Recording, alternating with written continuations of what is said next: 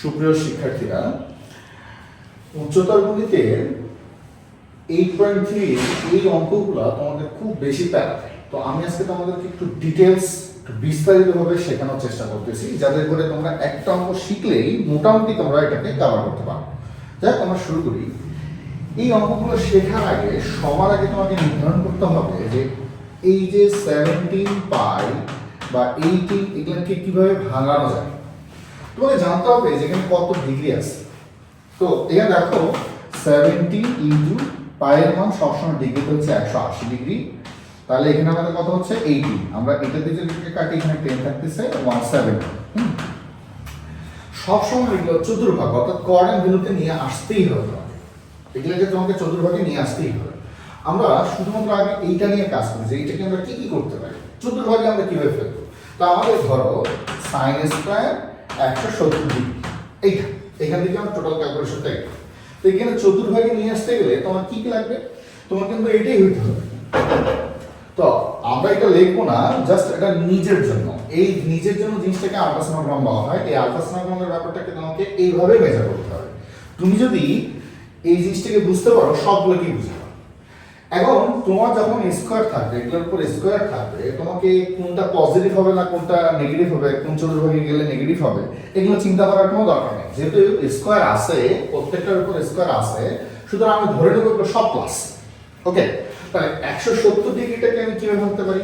দেখো তো 180 ডিগ্রি থেকে যদি আমি 10 ডিগ্রি বাদ দিই, তাহলে আমার হয়ে আসছে দেখো সাইন স্কয়ার 180 মাইনাস 10 শেষ। কিন্তু কথা হলো এটা তো আর এইভাবে লেখা যাবে না, লিখতে হবে তোমাকে এইভাবে।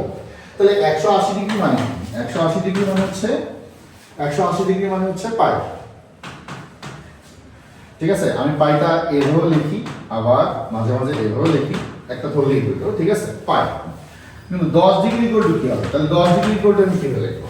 হ্যাঁ, এই 10 ডিগ্রিকে আমি কিভাবে সাজাবো সেটা একটু দেখো। ধরো 10 ডিগ্রি তোমার দরকার, তাহলে কি লিখবো? তুমি আগে 10 দাও। হ্যাঁ, ডিগ্রিটাকে আমরা পাই মানে মানে এই ডিগ্রিকে মানে আমরা যদি পাই হিসেবে মানে পাই দিব এবং নিচে 180 শেষ। তাহলে দেখো তো এখান থেকে এটা কত হচ্ছে, এই যে এটার মানে হচ্ছে 10 ডিগ্রি। আচ্ছা, সাপোজ 10 ডিগ্রি না, তোমার দরকার হলো 2 ডিগ্রি। সাপোজ 2 ডিগ্রি দরকার, 2 ডিগ্রি কি হবে? 2 দিবা পাই দিবা 180। তাহলে দেখো পাই বাই 90 হচ্ছে 2 ডিগ্রি শেষ।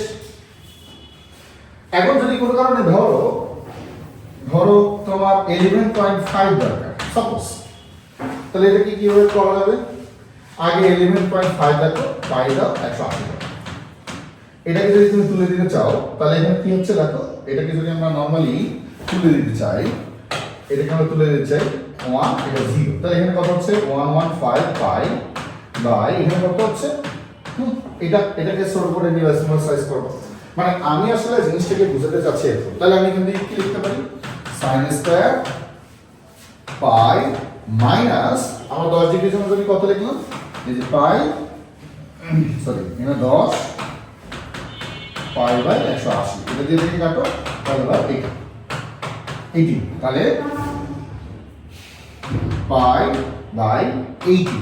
তোমরা খেয়াল করো কিন্তু, তাহলে তুমি এই থেকে এটাকে ক্যালকুলেশন করতে এটা হয় কিনা দেখো, এটা অবশ্যই হবে। কিরকম? পাই মাইনাস পাই বাই 18, এটাকে যদি আমরা লসাগু করি অর্থাৎ এলসিএম করি, 18 পাই মাইনাস পাই, তাহলে কত হচ্ছে 17 পাই বাই 18 আসছে এটা। ওকে, তো আমি যদি তোমাকে এটা বোঝাতে পারি, তোমার এই অঙ্কটা মোটামুটি শেষ। তাহলে আমাদেরকে এই জিনিসগুলো তোমাকে চিন্তা করতে হবে যে কিভাবে আমরা এগুলাকে সলভ করবো। হ্যাঁ, এই জিনিসটা যদি তুমি বুঝতে পারো, তাহলে আমার জিনিসটাকে রিকভার হবে। আমি আরেকবার বলি, এটার মান হচ্ছে আমরা আগে বের করে নিছি পাই বাই, এই পাইয়ের মান আমরা 180 বসাইছি, 18 দ্বারা ভাগ করে 170। আমরা 170 এটাকে তো এভাবে লেখা যাবে না, এটা আমি বোঝানোর জন্য লিখছি। তাহলে 170 কে আমরা কি করছি, 180 ডিগ্রি থেকে 10 বাদ দিলে আমরা এটা 170 হয়। আচ্ছা, এখানে যদি 190 আসতো, তাহলে আমরা কি করতাম 180 ডিগ্রি প্লাস প্লাস দিতাম 10 দিতাম। ব্যাপারটা এইভাবেই আমরা এই জিনিসগুলোকে সেট আপ করবো, অর্থাৎ চতুর্ভাগে তোমার যেতেই হবে। তাহলে দেখো আমরা এখন মূল অঙ্কগুলোতে যাই। আমি মনে হয় তোমাদের এই জিনিসটাকে বুঝাতে পারছি। তাহলে অঙ্কটাকে যদি আমরা এইভাবে কভার করি কিরকম, তাহলে এখানে দেখাই যাচ্ছে সাইন স্কয়ার, আমরা এটা দেখলাম 180 ডিগ্রি আসে। তাহলে 180 ডিগ্রিকে আমরা কিভাবে ভাঙতেছি, পাই মাইনাস কত π/80, হ্যাঁ প্লাস। এখন আমরা আবার দেখব এটাকে যদি আমি একটু ভেঙে দেখি 5π/8 এটার মানে কত আসে একটু দেখি আমি। 5π/8 হচ্ছে 5 ইন্টু 180 ডিগ্রি ডিভাইড বাই 8। আচ্ছা 112.5, আচ্ছা 112.5, ওকে এটা 112.5 আমি আগে এটা দেখে রাখলাম। তারপর 37π/80 এটার মান কত আসে আমি একটু দেখি। 37 into 180 degree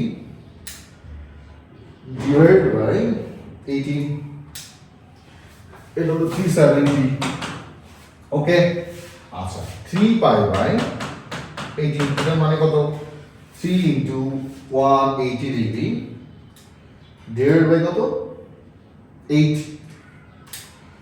67.5, ওকে আমি এটা মান আমি জেনে রাখছি।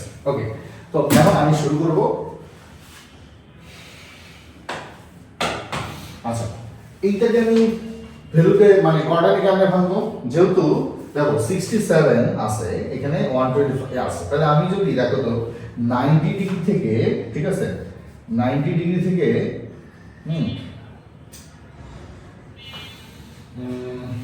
কত আসে এখানে 90 ডিগ্রি অর্থাৎ 180 থেকে 67.5 বাদ দিই, তাহলে কত আসে আমি তো দেখব।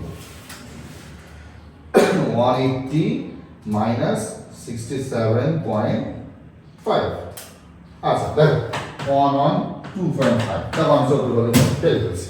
180 ডিগ্রি 70.5 মানে কত সেটা আমি জানি, তাহলে এটাকে যদি আমি এভাবে লিখি sin স্কয়ার টোটাল কত 180 পাই মাইনাস 3π/8, তুমি এটাকে ক্যালকুলেশন করে দেখো এটাই আসবে, ঠিক আছে প্লাস। তারপর পরেরটাতে আসছে কত 370 ডিগ্রি, 370 ডিগ্রি কি লিখতে পারি cos স্কয়ার 2π/π মানে কত 360 ডিগ্রি প্লাস 10, 10 এর ভ্যালু তো আমি জানি, ঠিক আছে π/80 ডান প্লাস এটার মান কত এটা আমি ভাঙবো না। আচ্ছা এটার ক্ষেত্রে কত আসছে স্যার এটার ক্ষেত্রে আমি এটাই রাখবো, কারণ হচ্ছে আমি একটা জিনিস এটা ব্যবহার করছি cos স্কয়ার 3π/8। দেখো এটা যা আছে তাই ছোট সংখ্যাটা আমি রেখে দিছি, এটা হলো সবচেয়ে লোয়েস্ট 67.5, যেটা আমি অলরেডি এই জিনিসটাই এখানে ইউজ করে এটাকে ভাঙছি, সুতরাং আমি এটা রেখে দেব। তো চলো এবার এটাকে দেখি কিভাবে হচ্ছে। দেখো 3 লাইনে আপনারা শেষ হয়েছে sin স্কয়ার, এটা কত হচ্ছে sin স্কয়ার π/80 প্লাস এটা sin স্কয়ার কেমন আসলো, যেহেতু দুইটা 90 ডিগ্রি যে sin থাকবে sin থাকবে, এটাও sin স্কয়ার খেয়াল করো। ও আচ্ছা আমি মনে একটু ভুল করে ফেলছি, না ঠিক আছে এটা কত আছে sin স্কয়ার 3π/88 প্লাস এখানে কত আসছে cos স্কয়ার π/18 প্লাস আর এটা আমাদের আগে দিয়েছিল cos স্কয়ার 3π/8। দেখো আমরা একটু মেজার করি, এইটা cos স্কয়ার থিটা এবং sin স্কয়ার থিটা, এরা দুজন সেম, তাহলে এটা ইকুয়াল টু আমরা 1 লিখতে পারি, এবং sin স্কয়ার থিটা আর এটা cos, আমরা এগুলো একটু সাজাই দেব, অথবা তুমি যদি চাও 2 করে লিখতে চাও তাও লিখতে পারো, কোনো সমস্যা নেই। π/18 plus cos square π/18 plus sin square 3π/8 plus cos square 3π/8। তাহলে এই এতটুকু জায়গা থেকে আমি কি লিখতে পারি, এতটুকু জায়গা মানে হচ্ছে 1 প্লাস এতটুকু জায়গা মানে হচ্ছে 1 equal to 2, this is the answer. আমি মনে হয় তোমাদের বুঝতে পারছি। তো এই অঙ্কগুলোতে তুমি সবসময় চেষ্টা করো তোমরা কর্ডাল ভ্যালুতে ভাঙার, কর্ডাল ভ্যালু ভাঙার রুলসটা তোমরা একটু বুঝে নাও। এই জিনিসটা যদি তুমি আমার জিনিসটাকে আরেকবার দেখে একটু নিজেদেরই ক্লিয়ার করো, আমার মনে হয় না যে অঙ্কগুলো তোমাদের কোনো প্রবলেম হবে। বাট এখানে খেয়াল রাখতে হবে যে এখানে cos স্কয়ার যেটা আছে, কেন এখানে মাইনাস প্লাসের ধারের কাছে আনা যায়, যেহেতু স্কয়ার আছে মাইনাস প্লাস যাই যাক না কেন সবই প্লাস। ওকে আমার মনে হয় তোমরা অঙ্কটা বুঝতে পারছো। ধন্যবাদ।